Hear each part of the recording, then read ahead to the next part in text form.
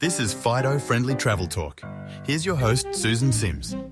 Hey everybody, it's Susan Sims with Fido Friendly Travel Talk, brought to you by Animal Radio, where we talk about the travel and lifestyle for you and your furry best friend.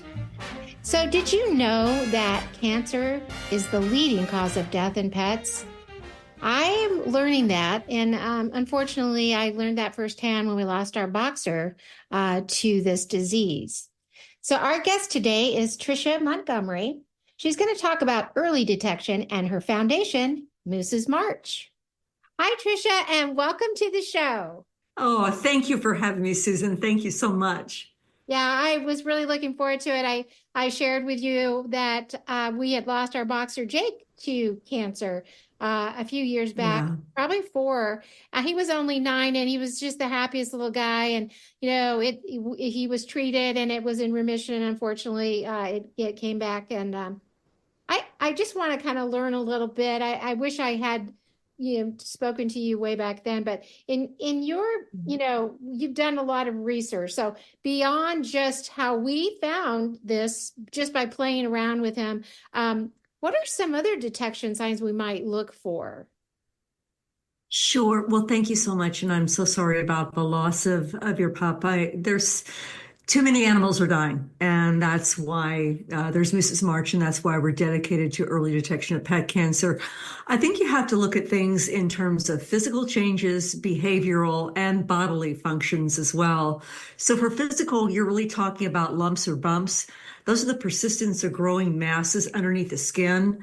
And not all bumps are cancerous. I mean, they might be fatty cell tumors that are just fatty cells. They're not cancerous, but any changes should be checked by your veterinarian. If there's unexplained weight loss, sudden or gradual weight loss without changes in any diet or activity, that's a sign. If there's swelling, if there's swollen areas around the face, the abdomen, or the limbs, you need to be conscious of that as well. Non-healing wounds or sores, lesions that don't heal properly, and then changes in the fur or the skin itself. For behavior, you look at that in terms of, loss of appetite. They're not eating their food anymore. I know that's what happened to my moose. Lethargy, or they suddenly, where they were active, all of a sudden they're not active anymore. Are they having difficulty breathing or coughing?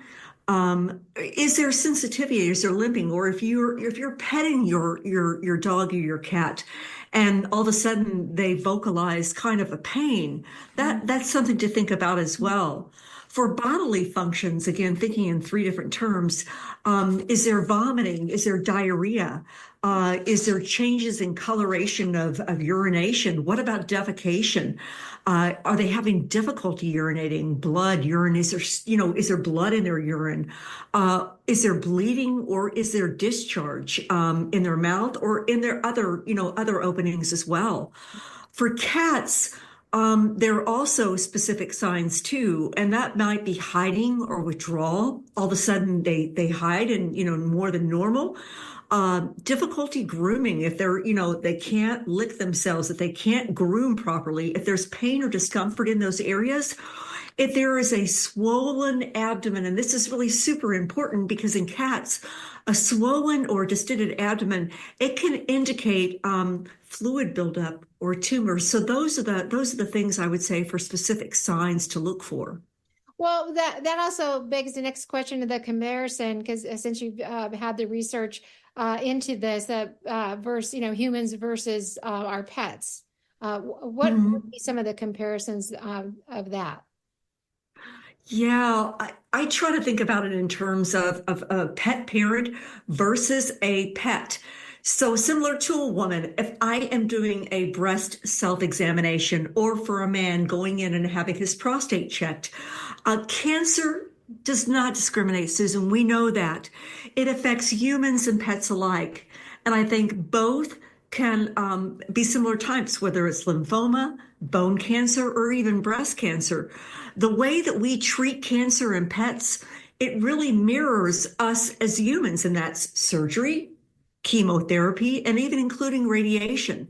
So again, if you think about it in terms of pets and people, think about it in terms of early detection. I'm going to, give myself a woman a self-examination, breast examination. And similar to our pets, that we're going to doing those well checks on a monthly basis. I think pets are at greater risk. And the key difference is our pets can't say, hey, I got something going on here. I don't know what's going on. We have to be the ones to be their advocate. They may not show signs of obvious symptoms, especially if the cancer has progressed. And I think, in terms of testing and early detection tests like the Nu-Q test, how important that is in terms of early detection. And also, just like humans, we are constantly needing to raise awareness. Cancer is something we don't want to talk about. Right. I don't want to know about it. Gosh, but we have to educate. We have to talk about it. Yeah. And that probably rolls into the Moose's March, which I adore. I adore the name for your nonprofit. So what was the impetus for that? And tell us a little bit about that. Yeah. So Moose's March is named after my dog Moose. He passed away of stage 4 lymphoma. I came home from an event and I wrapped my arms around him and I found 4 nodes in his neck and I found 3 additional lumps and nodes. Again, working with the veterinary profession as much as I do, and being in the veterinary profession, I knew what it was. I got him to Auburn University. I got him to 3 different veterinary clinics and just the beautiful people of River Chase Clinic. And nothing they could do. He was in stage 4 at that time. And I found myself on the floor after he passed away. He was gone in 2 weeks.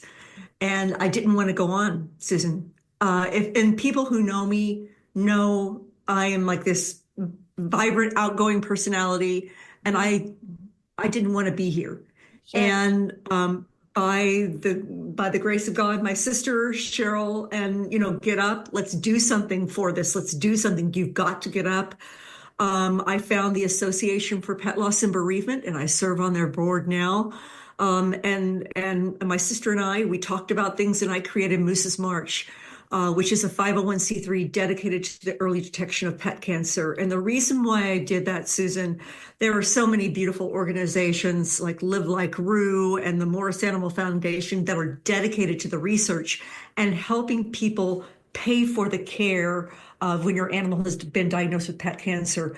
I knew I wanted to stop cancer before it starts.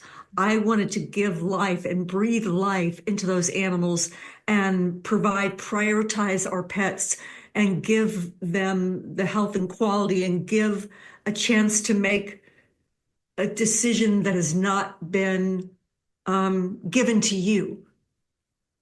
Yeah. So, yeah. Well, too often we're diagnosed and we don't have an option. Yeah. And so it doesn't have to be a death sentence. And I know people struggle with this. I know friends and family right now. And I think, doing what you're doing is important, for those of us that have been touched by cancer, but for those that, gosh, I didn't even realize. I mean, it's the number 1 cause of death in pets. I was so surprised to learn that.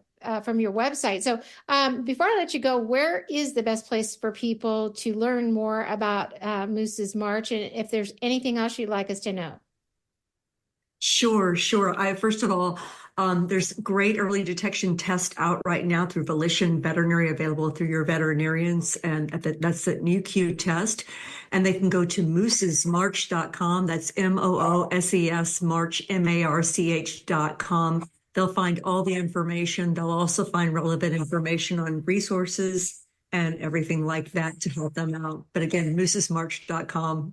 Well, it's important what you do. And I wish you a lot of success in just getting the word out there. And we'll do our best at Fighter Friendly to help do that for you. So thanks so much for taking the time to talk with me today. I really appreciate it. Thank you, Susan. Thank you for having me. My honor. That's it for Fido Friendly Travel Talk. You have been listening to my guest, Tricia Montgomery. For more information on today's show or just about traveling with Fido, log on to FidoFriendly.com. Until next time, travel safe and leave no dog behind. This is Susan Sims with Fido Friendly Travel Talk.